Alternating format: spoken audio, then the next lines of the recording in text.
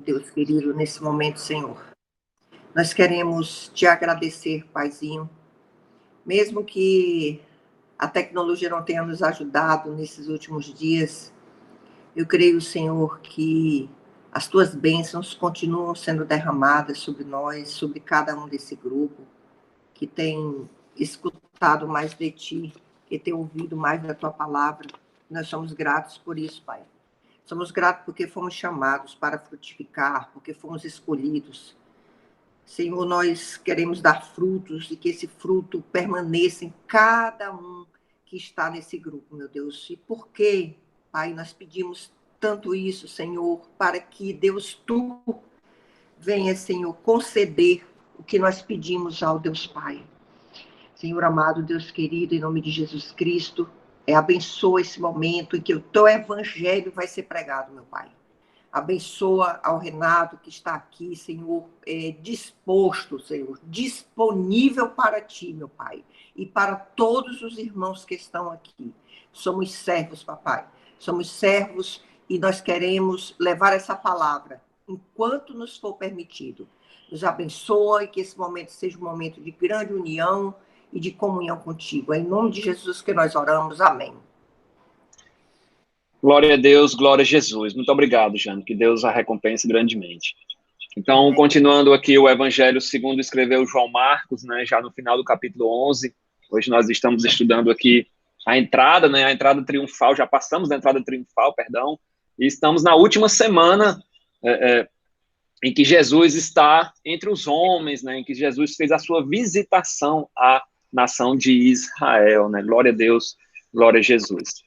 Então, no capítulo 11, versículo 27, ele vai falar o seguinte, ó, Jesus, no versículo 27, ele fala assim, ó, então regressaram para Jerusalém, e andando ele pelo templo, vieram ao seu encontro os principais sacerdotes, os escribas e os anciãos. Nós estamos no capítulo 11, versículo 27 do Evangelho segundo escreveu Marcos. Então, esse versículo 27 mostra que um novo dia estava aí, né? Jesus já tinha passado ali pela figueira que secara, como nós vimos. É a terça-feira da Semana da Paixão, um dos dias em que Jesus mais ensinou e que mais foi testado pelos líderes religiosos, né? Se nós pegarmos, por exemplo, o Evangelho segundo escreveu Mateus, a gente vai ver que muitas são as páginas que a gente passa na Bíblia referente à terça-feira, essa terça-feira em que nós estamos. O Evangelho de Marcos traz poucos ensinamentos, poucos episódios aqui de Jesus, mas nós temos algumas coisas bem interessantes aqui para estudar, né? Glória a Deus, glória a Jesus. Então, Jesus havia passado ali pela figueira, né? Os seus discípulos viram a figueira ali que secara desde a raiz, e Jesus ensinou ali, aproveitou para ensinar sobre fé, sobre a fé verdadeira, a fé que não duvida, a fé capaz de remover, de fazer maravilhas segundo a vontade do Pai. Glória a Deus, glória a Jesus. Edmilson, o louvor, ele travou na metade, então você que saiu, a gente não teve como continuar, mas depois a gente vê uma oportunidade para você terminar esse louvor. Então, glória a Deus. Então, eles passaram ali e finalmente chegaram no templo e vieram aos seus encontros aqui os principais dos sacerdotes, os escribas e os anciãos. Então, Jesus entra ali no templo, né, o local que no dia anterior ele tinha chamado de casa do Pai, né, casa de oração, glória a Deus, glória a Jesus, casa de oração para todas as nações. Então, nós iremos perceber a partir de hoje, a partir dessa terça-feira aqui, que muitos irão se juntar contra Jesus, muitos que eu falo assim, líderes religiosos, né? Eles vão questionar Jesus ali sobre o tributo, sobre os mandamentos, aqui vão questionar também sobre a autoridade de Jesus. Então, Jesus estava ali no templo, né, na casa deles ali, né, numa casa que Jesus já tinha limpado, ali, tentado limpar de alguma forma ali da corrupção, e agora eles vão partir para o contra-ataque em relação a Jesus, né? Então, os seus inimigos, seus opositores se juntam ali e começam a tramar. Já tinham iniciado o processo, uma trama contra a vida dele, como nós vimos no versículo 18, e eles estão aqui mais uma vez presentes aqui. Os inimigos de Jesus vão começar a enfrentar, a querer envergonhá-lo, a fazê-lo cair em descrédito na frente da multidão. Então, uma comitiva que se reúne, ó, principais sacerdotes, escribas, anciãos, juntou todo mundo ali contra Jesus, né? Jesus e os seus discípulos, glória a Deus, glória a Jesus. Então, Eles que eram para ser os maiores defensores, né, os maiores amigos de Jesus, os que o viam como realmente o Messias, foram os seus maiores opositores. Então, ao invés deles se arrependerem ali, Jesus mostrou, né, a corrupção que tinha no templo. Ao invés deles se arrependerem, eles começaram a se levantar mais ainda contra o nosso mestre, né? Eles começaram a endurecer ainda mais o coração, tramando a sua morte e aqui tentando realmente vingar não, mas tentar levar Jesus a descrédito no meio da multidão. E era necessário, porque, por exemplo, era necessário, como eles temiam o povo, né, o versículo 18 fala que eles temiam porque toda a multidão se maravilhava de sua doutrina, então eles tinham que primeiro, era necessário que o povo deixasse de amar Jesus, então deixar de se maravilhar com a sua doutrina. Jesus ia cair no esquecimento e então eles iam fazer um bote final ali contra Jesus. Então eles partem para isso, né, com isso em mente, de tentar deixar que o povo ame Jesus, que Jesus caia em descrédito ante a multidão, né? Jesus precisava realmente para eles cair em descrédito, então uma série de tentativas de apanhar Jesus vão ser tramadas, né? A primeira é essa aqui que nós temos aqui a partir do versículo 28. E eles perguntaram aqui para Jesus, ó, versículo 28, com que autoridade fazes essas coisas? Ou quem te deu tal autoridade para as fazeres? Então, eles vieram até Jesus e o desafiaram a mostrar de onde vinha a sua autoridade, ou quem havia lhe dado tal autoridade para ensinar, para curar, para realizar os milagres que Jesus fazia. Então, a gente vê aqui uma trama, né? A mão de Satanás aqui estava no meio aqui usando esses homens aqui para trabalhar a obra do mestre, né, a obra do nosso Senhor Jesus. Então, bastava eles observarem os milagres, os ensinamentos, com certeza tinham chegado ao ouvido deles o que Jesus tinha feito na Galiléia, tinha feito na Judéia, né, quando passou por Samaria também. Então, bastava eles verem todos esses milagres, né, a autoridade com que Jesus expulsou aqui os comerciantes do templo, né, nós vimos, levamos a imaginação aqui que Jesus, ninguém revidou, né? O templo tinha uma guarda, mas ninguém revida o que Jesus está fazendo ali, como se Jesus estivesse realmente cheio do Espírito Santo. E essa era a autoridade de Jesus, né? As hosanas vinda do povo ali, quando Jesus entrou em Jerusalém, entrou na Cidade Santa, não tinha dúvida, tudo isso não deixava nenhuma dúvida de quem Jesus era, né? Um mestre ali, um profeta de Deus, o Messias, né? Glória a Deus, glória a Jesus. Apenas desse grupo aqui dos líderes religiosos, do Sinédrio, apenas um homem, nas Escrituras apenas é citado apenas um homem que apoiava Jesus, que era Nicodemos, né? No livro de Marcos nós não vemos sobre Nicodemos, mas nós temos falando sobre ele ali em João, né? Nicodemos pergunta sobre o reino de Deus, e Jesus disse que é necessário nascer de novo, né? Glória a Deus, glória a Jesus. E os outros discípulos aqui, os outros líderes religiosos, eles achavam que Jesus estava ensinando uma nova doutrina, achavam que ele tinha parte com demônios, como nós vimos, mas apenas Nicodemos creu em Jesus, tanto que ele vai participar ali do seu sepultamento, né, após a sua morte e ressurreição, após a sua crucificação. Então, aqueles homens se achavam com autoridade e perguntam ali de forma arrogante a Jesus com que autoridade ele fazia todas essas coisas. Era mais uma cilada, que esse questionamento era mais uma cilada do que uma busca pela verdade. Então, eles queriam, de todo modo, ali mostrar que Jesus, apontar Jesus como um charlatão, como um usurpador. Jesus percebe, né? Jesus sempre sabe tudo, né? Glória a Deus, sabe os pensamentos, sabe as intenções do coração. E Jesus percebe essa jogada deles e também em outras ocasiões, como nós iremos ver, né? Glória a Deus. Então, Jesus questiona, né? Jesus, no versículo 29, Jesus responde com uma pergunta. Ele responde o seguinte, ó, versículo 29, eu vos farei uma pergunta, respondei-me e eu vos direi com que autoridade faço essas coisas. O batismo de João era do céu ou dos homens? Respondei.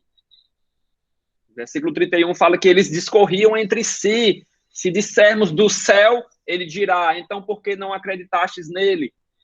32, se porém dissermos dos homens, é de temer o povo, porque todos consideravam João como profeta. Então, vamos entender aqui essa pergunta de Jesus, né? Já está bem respondido aqui, de certa parte eles já responderam, os próprios líderes religiosos responderam, mas vamos discernir um pouco mais sobre isso, né? A resposta de Jesus foi com uma pergunta.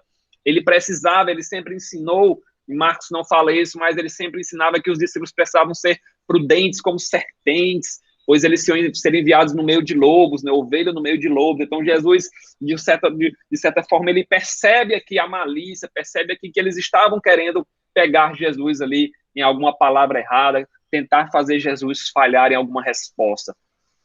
Então, a pergunta de Jesus, ela não foge do foco. O batismo de João, ele tinha tudo a ver com a sua autoridade. João era o profeta, João veio abrindo o caminho para o Messias. Ele era reconhecido pelo povo. Os líderes religiosos haviam rejeitado a mensagem de João, mas o povo tinha João em muita conta, em grande conta. Glória a Deus. Então, o batismo de João, ele se refere a todo o ministério de João. João pregava, ao mesmo tempo batizava as pessoas no Rio Jordão. E esse ministério dele só poderia ter vindo de dois lugares. Ou ele era dos céus, significando que João era um profeta enviado por Deus, ou alguma coisa da própria cabeça de João, né? Só podia ter vindo desses dois locais o ministério de Jesus, de João Batista. Então foi, por exemplo, o mesmo argumento que Gamaliel usou para a igreja primitiva, né? Gamaliel era um fariseu ali, ele era o professor, era o rabino ali que ensinou Paulo, né? Saulo de Tarso, e ele falou o seguinte, uma coisa bem interessante, ó, Atos 5, 38, 39, ó. Tinham prendido João e Pedro ali, né? E Gamaliel fala a seguinte frase, ó, liberem esses homens e deixai-os, porque se este conselho ou se esta obra é de homens, se desfará, mas se é de Deus, não podereis desfazê-la, para que não aconteça serdes também achados combatendo contra Deus. Então, João Batista também era um profeta de Deus. Se eles fossem combater contra João, estariam também combatendo contra o próprio Deus, né?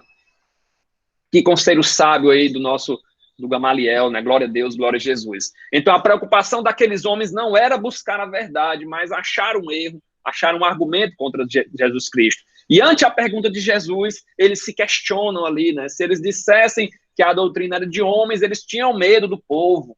Eles temiam pela própria segurança deles. O povo os condenaria. O povo tinha João em grande conta, né? O povo amava João. João apontou erros de pessoas que o povo não tinha coragem de apontar, como Herodes, por exemplo. João chamava Herodes de tu és um adúltero e está trazendo peso da mão de Deus para a nação de Israel. O povo amava João por conta disso. Era tudo que eles queriam dizer, não tinham coragem, mas João dizia. Então, se os líderes religiosos dissessem que a doutrina era de Deus, eles mesmos cairiam em descrédito, pois não acreditavam em João. Eles perderiam a credibilidade ali diante do povo. Sem falar que eles ainda reafirmariam a autoridade de Jesus, né? Jesus foi batizado por João. Então, resolvem, consideram entre si e dizem que não sabem que resposta dar no versículo 33. Então responderam a Jesus, não sabemos. E Jesus, por sua vez, lhes disse, nem eu tampouco vos digo com que autoridade faço essas coisas. Então a resposta eles mesmos sabiam, mas não quiseram responder. Resolveram não dar resposta a Cristo, pois estavam mais preocupados com a própria credibilidade, com a própria segurança, do que na busca pela verdade. Eles sabiam que João era um profeta de Deus, que João veio ali, João afirmou que não era o Cristo, eles perguntaram, tu és Elias, tu és o Cristo? Ele disse, não, não sou, eu sou aquele que veio preparar o caminho do Senhor. Glória a Deus, glória a Jesus. Então eles mentem aqui dizendo que não sabiam, ficam encurralados diante da pergunta de Jesus, preferem mentir ali para não enfrentar o povo, né? Não tentaram nem buscar a verdade, né? Ter conhecimento ali da verdade, né? Glória a Deus, glória a Jesus. Esse foi o primeiro ataque ali, a primeira comitiva ali que se levantou contra Jesus para tentar tirar o crédito, né? Tirar o crédito da mensagem de Jesus Cristo, né? Glória a Deus, glória a Jesus. Iremos agora falar sobre uma das parábolas mais interessantes que tem nas Escrituras, né? Todas são, mas essa é interessantíssima, né? Porque fala sobre a nação de Israel, né? Sobre o julgamento em relação à nação de Israel. Então, a parábola dos lavradores maus. Vamos entender aqui sobre essa parábola, né? Nós temos o livre-arbítrio. Deus nos capacitou com o livre-arbítrio. Nós decidimos se nós cremos nele ou não. Então, Deus não nos criou como máquinas já programadas para crer nele. Ele não quer, ele não quer que o sigamos se não for por amor e fé. Dito isso, é necessário que um determinado povo recebesse a revelação de Deus e levasse essa mensagem de Deus para as outras nações. Então, poderia ter sido os povos germânicos, poderia ter sido os povos árabes, poderia ter sido outros povos, mas Deus escolheu a nação, Deus escolheu os hebreus, né, a nação de Israel, que veio a ser depois chamada por esse nome. Então, um determinado povo tinha que ser escolhido dentre as muitas nações da terra para levar a mensagem, né, para ser os evangelistas, para levar os mandamentos, para levar os preceitos, as ordenanças do Senhor. Então, Israel foi escolhido para desempenhar esse importante papel na história, ser luz para as nações. Contudo, os israelitas, né, o povo judeu, ele desobedeceu a Deus. Ele perseguiu os profetas, como nós iremos ver, rejeitou a mensagem do Senhor, perdeu a oportunidade. Jesus conta essa parábola para mostrar aos líderes onde seus pecados iriam conduzi-los. Ela define, essa mensagem define o caráter, né, define de forma clara o pecado e a destruição da nação judaica, né? Eles iriam perecer. Após o episódio da figueira, né, que nós estudamos, que foi destruída por não dar frutos, nós temos aqui mais essa parábola, mais um ensinamento aqui da parte do mestre, que mostra o que estava reservado para o povo que, além de rejeitar inúmeros profetas, rejeitou também o Filho, né, o Filho de Deus. Então, antes de nós iniciarmos, é importante a gente aprender a entender o que é um profeta, né? A gente escuta a palavra profeta, mas nós precisamos entender antes de seguirmos para a parábola, né? O profeta, nós temos duas figuras importantes na Bíblia, nas Santas Escrituras. Nós temos o sacerdote e o profeta. Glória a Deus. O sacerdote, ele é aquele responsável pelos sacrifícios e por levar as queixas do povo a Deus. Então, o sacerdote, ele pega as queixas do povo e leva a Deus. Ele faz esse movimento na vertical, né? Pega as queixas do povo, pega os pecados do povo, os sacrifícios e leva a Deus. O profeta, ele faz o contrário. Ele pega uma mensagem de Deus e traz para o povo. Então, nós temos essas duas figuras importantíssimas. Então, o sacerdote, ele pega ali o sacrifício, né? O povo, se eu pequei, eu levaria um sacrifício ali, o profeta faria o sacrifício junto comigo ali e faria expiação junto a Deus. Tinha um dia lá, que era o dia do Yom Kippur, né? Que eram os pecados da nação, que eram para ser perdoados, e o sacerdote fazia ali expiação por toda a nação de Israel, e levava a Deus os pecados do povo para serem expiados.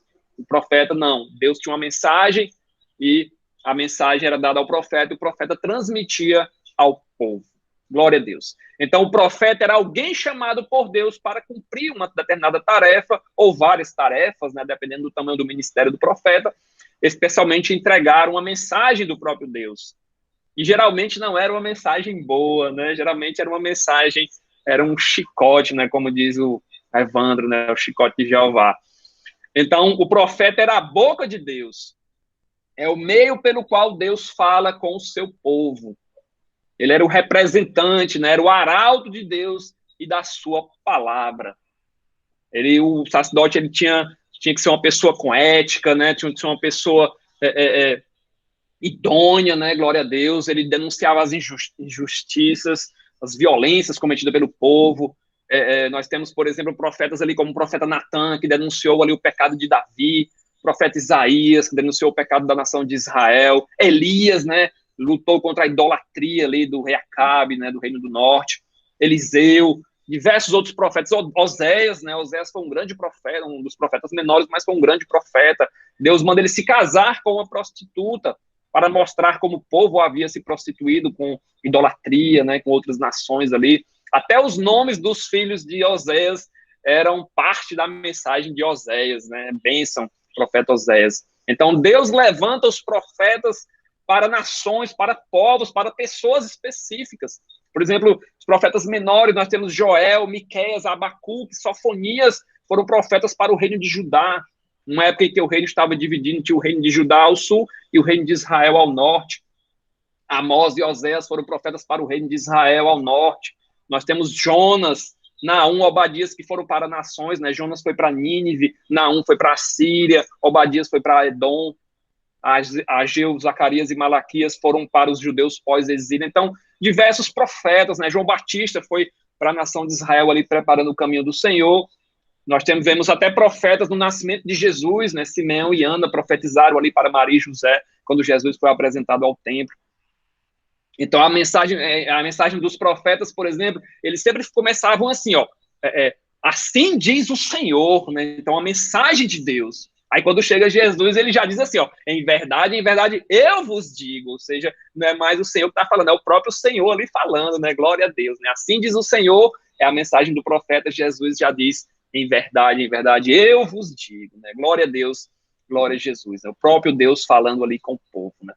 E Deus chamava profetas de todos os tipos, né? De todas as classes sociais, personalidades diferentes, situações diferentes, para dizer coisas diferentes, né? Nós temos, por exemplo, Amós era um peão boiadeiro, Oséias pessoas dizem que ele era um padeiro, né? Não sabemos ao certo, Ezequiel era sacerdote, Jeremias era sacerdote também, Miqueias era um camponês, Daniel já era da nobreza, né? Já depois se torna um político, um conselheiro ali do rei da Babilônia. Ageu já era um ancião, Sofonias era um nobre, Eliseu era um agricultor. Então, diversas classes sociais, diversas personalidades, diversas pessoas de diferentes locais, né? Glória a Deus. Então, esses são os profetas, né? Teve até uma escola de profetas lá no livro de 2 Reis. Eram chamados de homens piedosos, profetas de Deus, Eliseu é chamado de um santo homem de Deus. Ele vai passando, tem uma mulher que chama ele, ó, veja que o que passa aí é um santo homem de Deus. Então, esses eram os profetas do Senhor, né? Glória a Deus, glória a Jesus.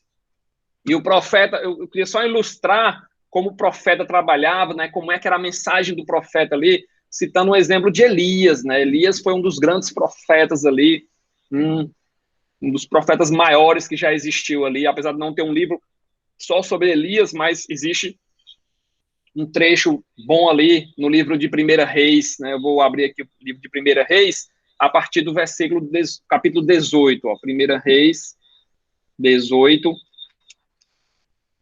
a partir do versículo 17. Então, 1 Reis 18, a partir do 17, ó. Então, Elias se apresenta diante de Acabe, só para a gente entender ali como o profeta, como Deus usava os profetas do Senhor, né? Então, Elias ele foi levantado ali para lutar contra a idolatria, né? Batalhar contra a idolatria ali do rei Acabe, de Jezabel. E ele se apresenta diante de Acabe. E no versículo 17 de 1 Reis, capítulo 18, Acabe pergunta assim, és tu perturbador de Israel? E Elias responde, eu não tenho perturbado a Israel, mas tu e a casa do teu pai têm perturbado Israel, porque deixaste os mandamentos do Senhor e seguiste os Balaíns. Ou seja, tinha Baal ali, né? Baal era uma espécie de um demônio ali, um deus ali que eles serviam, né? Os Balaíns, Baal. Agora, pois, manda ajuntar a mim todo Israel no Monte Carmelo. Isso Elias continua falando, né? Como também os 450 profetas de Baal e os 400 profetas do poste ídolo de Astarote, que comem na mesa de Jezabel. Então Moisés diz, ó, vamos para o Monte Carmelo, eu e você junta os profetas de Baal, aí os 450, a gente vai tudo para o Monte Carmelo.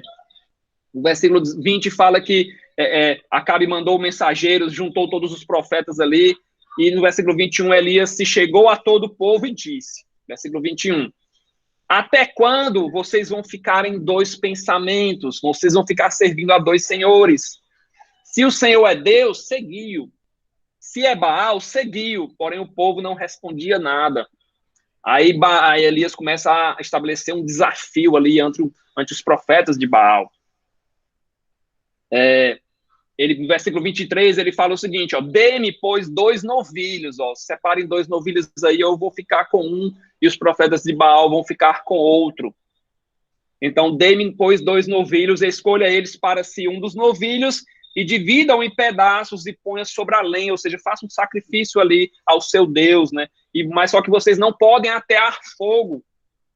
Eu prepararei também o outro novilho, né? Colocarei sobre a lenha ali e tudo mais. e não colocarei fogo, versículo 24. Então nós vamos invocar o nome dos nossos deuses, vocês vão invocar o nome do vosso Deus, do Baal, e eu vou invocar o nome do meu Deus, né, Deus Todo-Poderoso.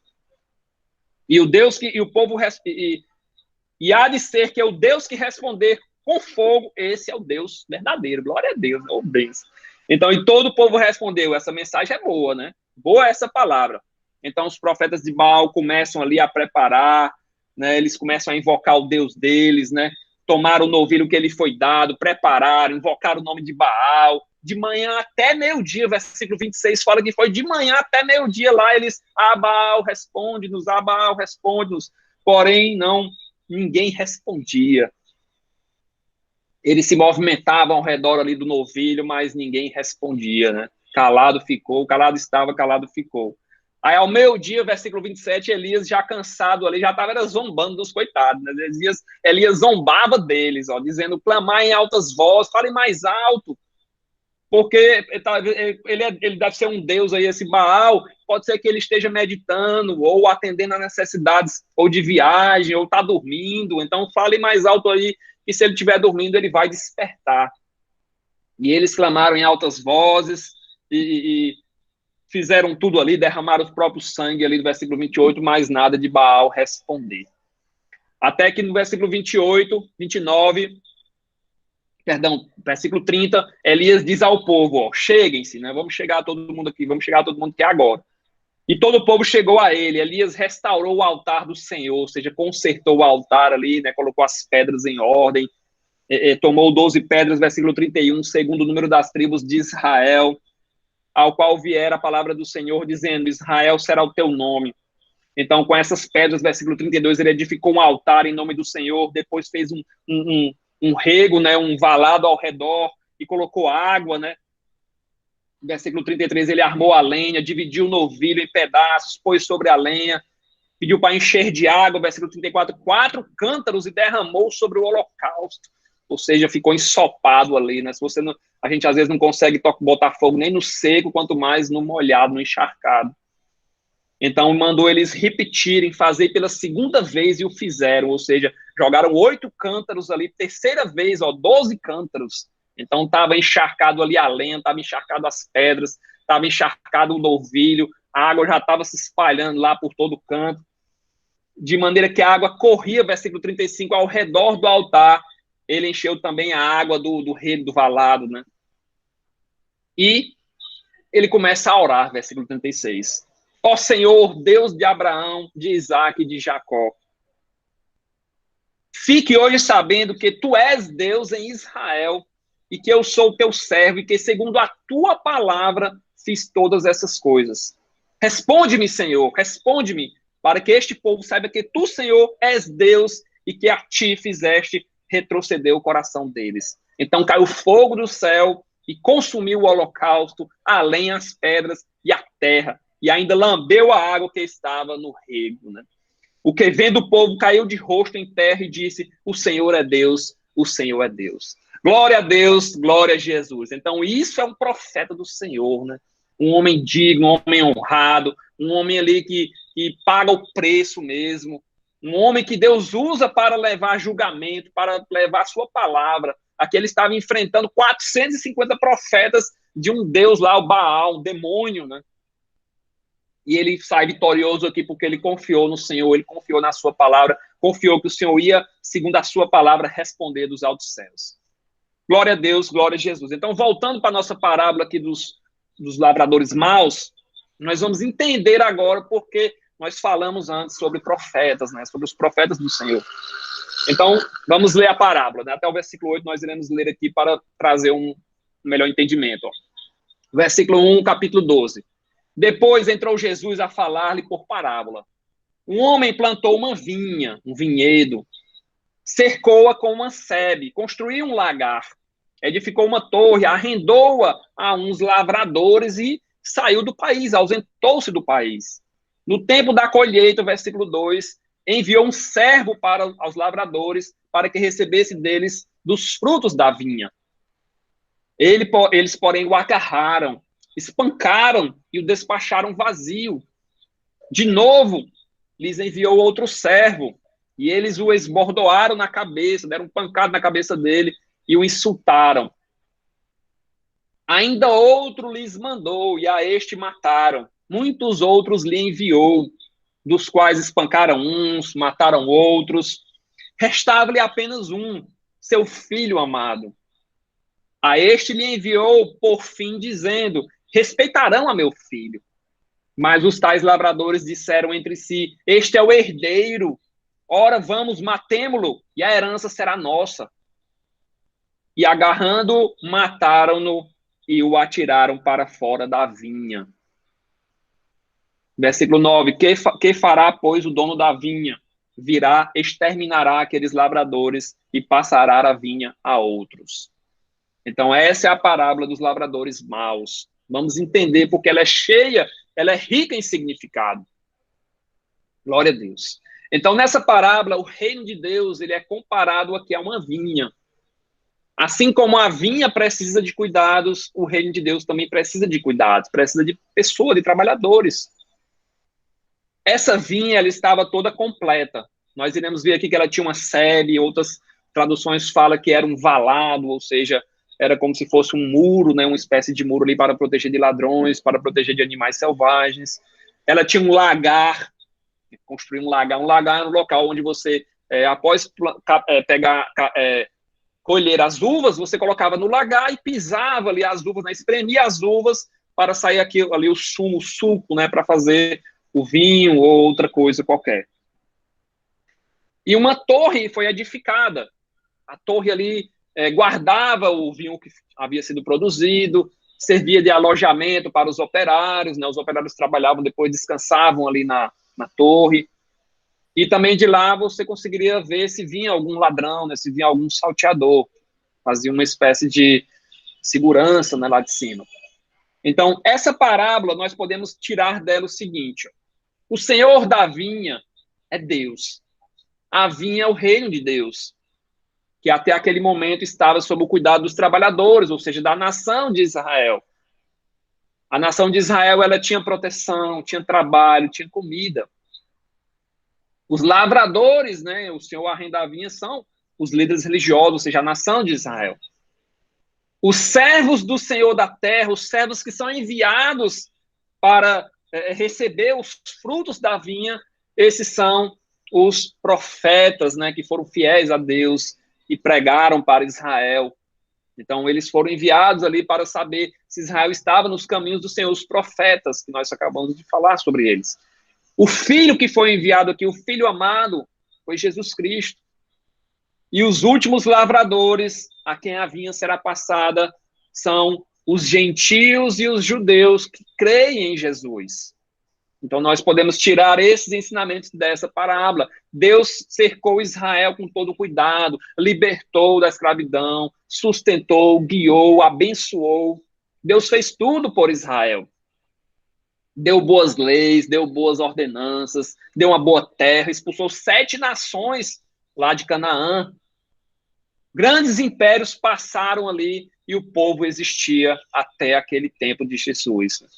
Levantou o Império Babilônico, o Império Assírio, o Império Babilônico, os persas, o Império Grego, o Império Romano. O Senhor da vinha arrendou quando fez uma aliança, como nós estamos estudando em Gênesis, fez uma aliança com Abraão, com Isaac, com Jacó, ali a vinha foi arrendada. E Deus esperava, do versículo 2, que o tempo da colheita, que houvessem frutos daquela vinha. Glória a Deus. Então, Isaías 5, né? Isaías 5, do 1 ao 7, vai falar o seguinte, ó. Agora cantarei ao meu amado, e o cântico do meu amado a respeito da sua vinha. O meu amado teve uma vinha, um outeiro fertilíssimo, falando aqui da nação de Israel. Limpou-a com pedras, plantou vides, edificou no meio dela uma torre, também um lagar. Ele esperava, Deus esperava que desse uvas boas, mas deu uvas bravas. Agora, pois, ó moradores de Jerusalém e homens de Judá, julgai-vos, peço, entre mim e a minha vinha. Que mais se podia fazer ainda a esta vinha que eu não tenha feito? E como esperando eu que desse uvas boas, veio a produzir uvas bravas. Agora, pois, vos farei saber o que pretendo fazer à minha vinha. Tirarei a sua sebe, para que a vinha sirva de pasto. Derribarei o seu muro para que seja pisada, torná-la-ei em deserto. Não será podada nem sachada, mas crescerão nela espinheiros e abrolhos. As nuvens darei ordem que não derramem chuva sobre a vinha, pois a vinda do Senhor dos Exércitos é a nação, a vinha do Senhor dos Exércitos é a nação de Israel, e os homens de julgar são a plantação que ele amava. Ele esperava justiça, mas houve derramamento de sangue. Esperava retidão, mas houve gritos de aflição. Então, desde Isaías, 400 anos antes, ou mais 400 anos, já se falava que Israel era a vinha que não estava dando frutos corretos.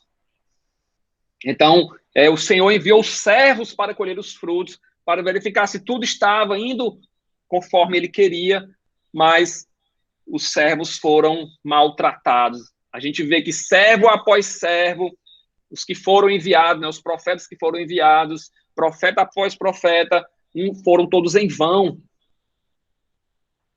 Israel só tinha folhas, né, não tinha frutos, como aquela figueira. Deus enviou os profetas, né, para lembrar dos frutos, mas uns foram rejeitados, outros foram despachados vazios, alguns foram agarrados, espancados. Então, os trabalhadores ali, os servos ali, eles eram os profetas, eles representavam o próprio Senhor e falavam em seu nome. Os profetas foram enviados ali por Deus para apontar os erros da nação de Israel e sofreram os piores castigos ali da parte dos trabalhadores, né, da parte de Israel. Elias, a gente viu ali como ele agia. Deus mandava ele fazer uma tarefa difícil e ele obedecia. Mas as pessoas, o reino da nação de Israel rejeitavam, né, rejeitavam os profetas, espancavam os profetas, eles feriram Jeremias, mataram Isaías, apedrejaram Zacarias. Neemias 9:26 fala o seguinte, ó: foram desobedientes e se rebelaram contra ti, Senhor, deram as costas para a tua lei, mataram os teus profetas, que eu os tinha advertido que se voltassem para ti, e te fizeram ofensas detestáveis. Então a nação de Israel havia rejeitado a Deus e iria rejeitar o seu filho amado também, né? Então, esses doutores da lei, os anciãos, os escribas, os sacerdotes, sentavam-se ali na cadeira de Moisés, no templo, professavam religião ali, mas não tinham relacionamento com Deus, haviam se afastado de Deus. Você vê como Deus é paciente, né? A gente vê aqui ao longo dessa parábola como Deus é paciente. Então, ele envia um grupo de profetas, eles espancam, eles agarram, eles despacham vazio, Deus envia outro grupo de profetas, eles batem na cabeça, insultam. Então, a gente vê a paciência de Deus ali para que a nação se arrependesse, né, ante a mensagem do profeta. Por fim, Deus envia o seu filho amado, versículo 6, ainda com paciência, com misericórdia, com esperança, que ao seu filho amado aqueles trabalhadores fossem receber e escutar, mas acontece o contrário, né? Eles não têm respeito pelo filho, né? Então, Deus esperava que o filho dele fosse reverenciado, toda honra e toda glória fossem dados para ele, mas os judeus não o receberam. João fala que ele veio para o que era seu, mas os seus não receberam. Então, acontece quando Deus manda o seu filho amado ali, quando o Senhor da vinha aqui manda o seu filho amado, acontece o oposto, né? Os trabalhadores maus planejam a morte do filho, comete o pecado ali de não matarás, né, um dos 10 mandamentos. Então, Jesus era o herdeiro de tudo, né? Aquele golpe ali foi um golpe muito grande ali contra Deus, né, contra o Filho, contra Jesus Cristo. Jesus, eles viram o Filho como uma ameaça. Assim como eles estão vendo aqui, a gente percebe também que eles estão vendo Jesus como uma ameaça. Os líderes religiosos já estão planejando aqui a morte dele, né? Enquanto Jesus está contando essas parábolas aqui, paralelamente, eles estão tramando a morte de Jesus. Glória a Deus. Então, tem uma passagem de Paulo que mostra que Herodes e Pilatos não sabiam que Jesus era o Filho de Deus. 1 Coríntios 2:8, a qual nenhum dos príncipes deste mundo conheceu, porque se o conhecesse, nunca crucificariam ao Senhor da glória. não buscaram conhecer, né? Os mestres aqui, os líderes religiosos, eles testam Jesus, mas não em busca da verdade. Eles testam Jesus querendo que Jesus caia em alguma armadilha. E eles correm ali, ó, matemo-lo e a herança será nossa. Então eles queriam, era a herança para eles, queriam que Jesus sumisse do mapa. Queriam se livrar de Jesus, né? Com medo do povo. Glória a Deus, glória a Jesus. Então, quando prenderam Jesus no Getsêmani, aqui a gente tem, ó, no versículo 7, que eles prendem Jesus, matam, não, perdão, no versículo 8, agarrando, mataram-no e atiraram para fora da vinha. Ó. A gente tem uma alusão aqui a como foi realmente a crucificação de Jesus, né? Jesus foi levado para ser crucificado fora de Jerusalém, fora da vinha. Mas tinha que acontecer assim. Então, quando prenderam Jesus no Getsêmani, ele repreende ali os discípulos porque usavam da violência. Ele falava que ele poderia rogar ao Pai, o Pai enviaria 12 legiões de anjos, né, para livrar ele. Porque tinha que ser assim, precisava ser assim, para que tudo se cumprisse conforme o que o Pai havia estabelecido. Então, o versículo 9 fala da justiça de Deus. A justiça de Deus é mostrada aqui nesse versículo 9. Que fará, pois, o dono da vinha? Virá, exterminará aqueles trabalhadores e passará a vinha a outros. Então, a justiça de Deus aqui sendo mostrada. O Senhor da vinha virá e acertará as contas com os trabalhadores que não deram fruto, que rejeitaram os servos enviados pelo Senhor da vinha. Então, Deus punirá esses lavradores maus e passará a vinha para outros, né? A oportunidade de Israel cessa e os judeus, os gentios que creem em Jesus, é aberta uma nova oportunidade ali, a porta da graça, né? Glória a Deus. Israel havia rejeitado o tempo da sua visitação. Então, a vinha seria arrendada, né? Seria agora a igreja do Senhor que iria cuidar da mensagem, iria cuidar dos preceitos, dos mandamentos do nosso Senhor. Então, Jesus termina a parábola aqui, ó, versículos 10, 11 e 12, falando o seguinte, ó. Ainda não lestes essa escritura? A pedra que os construtores rejeitaram, esta veio a ser a pedra principal, pedra angular, pedra de esquina. Isso procede do Senhor e é maravilhoso aos seus olhos, aos nossos olhos. E procuravam prendê-lo, mas temiam o povo porque compreenderam que contra eles proferiram esta parábola. Então, desistindo, retiraram-se. Então, Jesus traz a lembrança ali às Escrituras, né? Não leste nas Escrituras. As Escrituras apontavam para ele. Muito sobre o Messias tinha sido profetizado nas Escrituras, no Antigo Testamento. Os fariseus, doutores da lei, eram para ter esse conhecimento, né? Nas Escrituras falavam da virgem dando à luz a um filho, falavam que o Messias viria da casa de Davi, falava que muitas outras profecias, né? Como Jesus iria sofrer, como Jesus iria ser entregue, como Jesus viria curando, libertando, abençoando, mas eles parecem que não tinham conhecimento das Escrituras ou não queriam enxergar. Então, Jesus se refere aqui a um livro dos Salmos. A pedra que os edificadores rejeitaram tornou-se a cabeça de esquina. Da parte do Senhor se fez isto e é maravilhoso aos nossos olhos. Salmo 118, versículos 22 e 23. Encontramos essa referência aqui também em livro de Atos, né, livro de 1 Pedro, também se fala sobre a pedra de esquina, sobre a pedra preciosa. 1 Pedro 2 fala que eis que ponho em Sião, Sião é a referência a Jerusalém, a pedra principal de esquina, eleita, preciosa, e quem nela crê não será confundido. E assim para vós, os que credes, é preciosa, mas para os rebeldes é pedra de tropeço, rocha de escândalo. Então, a pedra rejeitada aqui por Israel é a mesma. Rejeitar a pedra aqui foi a mesma coisa que rejeitar o próprio Deus.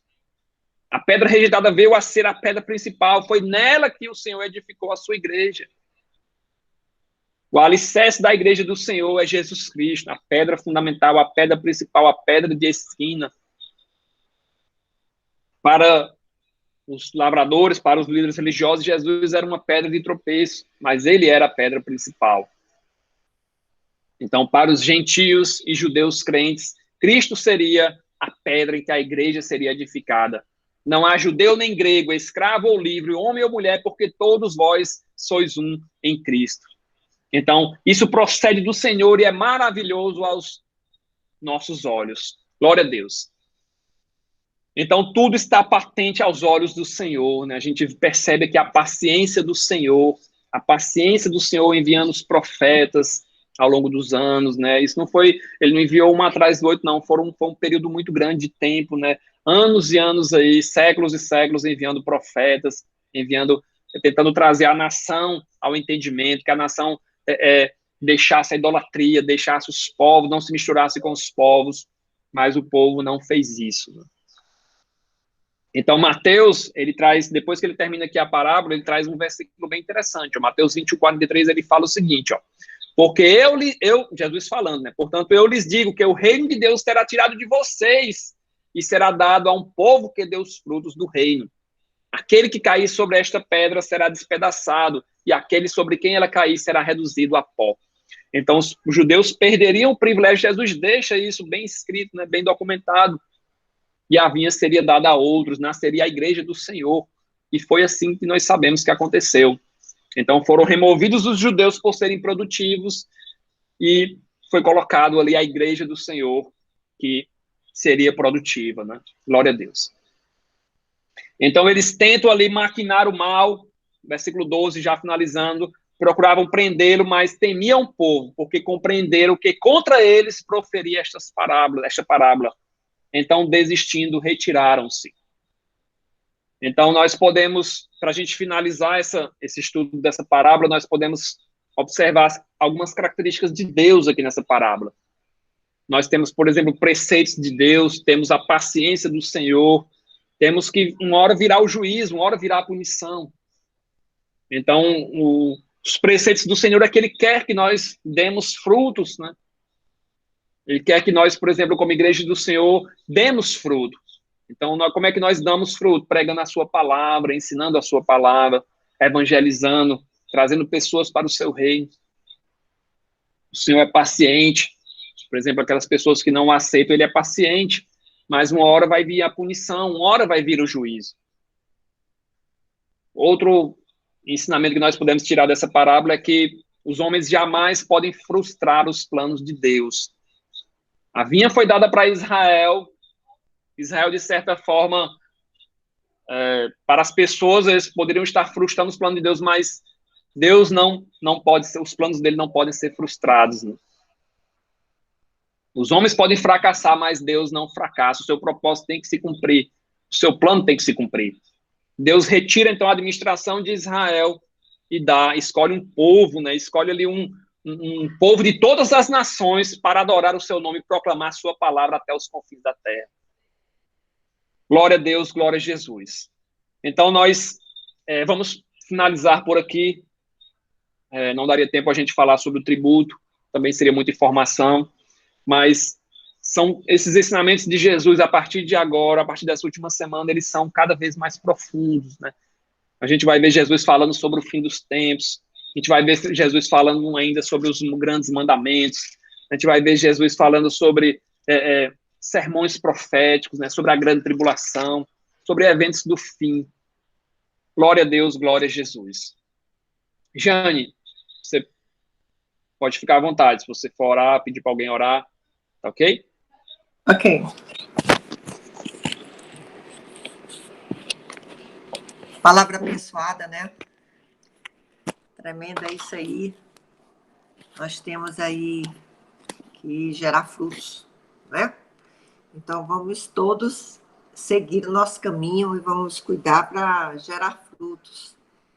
Eu creio que nós temos que, cada vez mais, observar nossas amizades, cultivar as amizades que são de Deus, afastar aquelas que não são de Deus, e nós temos que seguir adiante, porque no momento que Jesus voltar, ele vai nos cobrar tudo isso. Eu queria aproveitar esse momento aqui, eu vou pedir para a nossa querida Glória. Amada Glória, você pode orar por nós, querida? Por favor. Liga seu microfone, tá bem? E faz a oração por nós.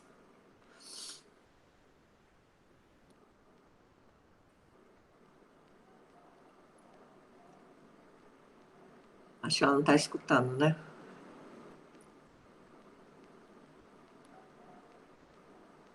Carlinha, você quer orar por nós, Carlinha?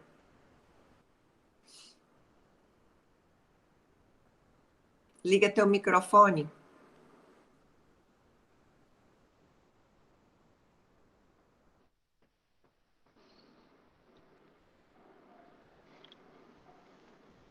Eu vou orar, tá bom, Renato? Vamos orar. Deus amado, Deus querido, Senhor, Tu és maravilhoso, meu Pai. A Tua palavra é linda, a Tua palavra nos ensina, nos exorta. Senhor, nos ajuda a seguir adiante. Não é fácil, Pai, mas nós vamos continuar. Nós vamos continuar porque nós cremos verdadeiramente na Tua palavra. Nós cremos verdadeiramente que o momento de Tu voltares está próximo, Senhor, e sabemos que Tu, além de Deus de amor, é Deus de justiça. E, Senhor, nós sabemos que Tu vais cobrar de cada um. E nós queremos estar prontos, nós queremos estar atentos, pois não queremos falhar, não queremos ficar, papai. Ser com cada um de nós, nos ajuda a continuarmos, retira todas as tristezas de nossos corações, retira todas as decepções de nossos corações, que nós possamos, Pai, perdoar e seguir adiante, que nós possamos, Pai, não desistir, estar atento à Tua palavra, estar atento a Ti, a comunhão contigo, papai.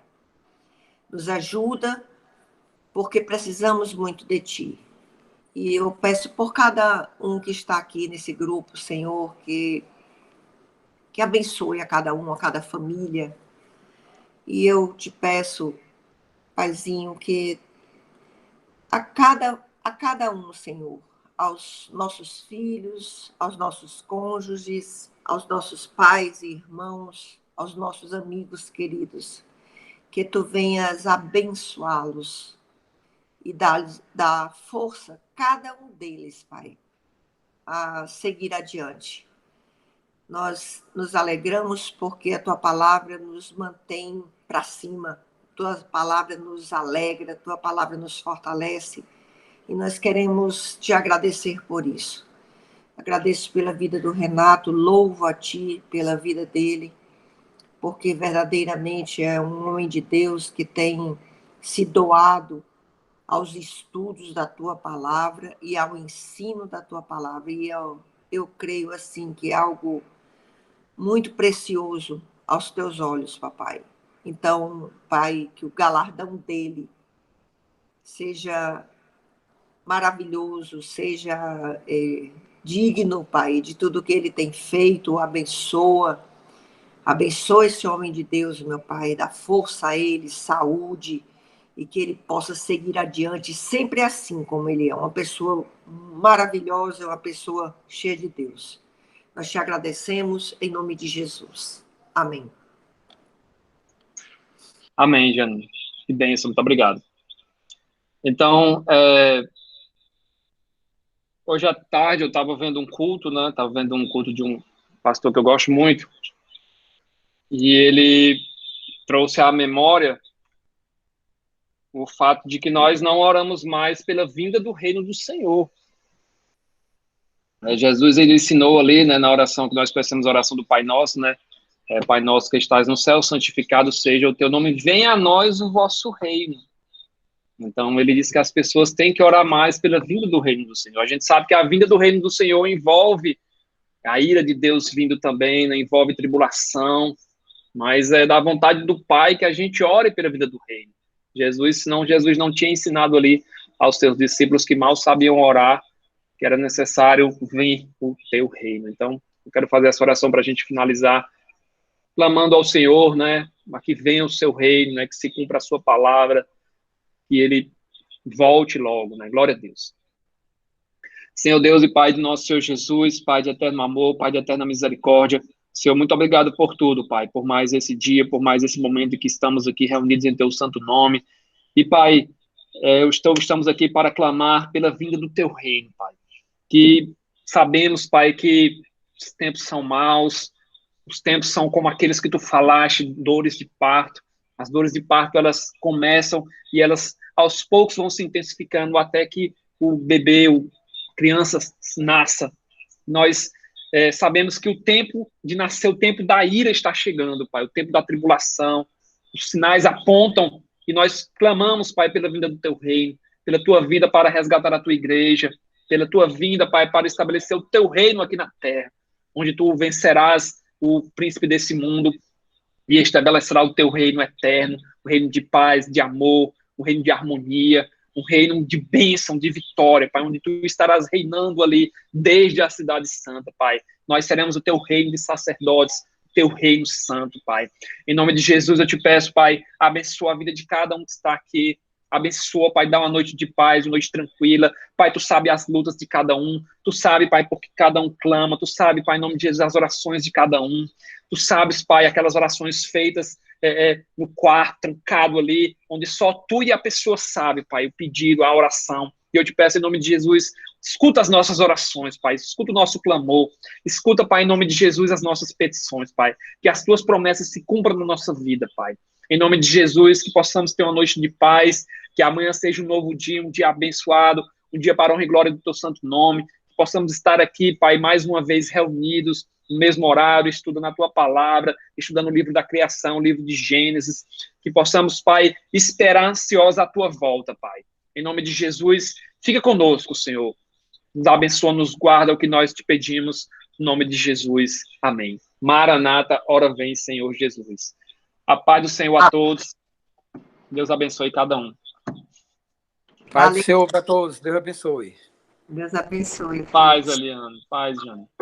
Paz. A paz do Senhor, até amanhã, se Deus quiser. Paz.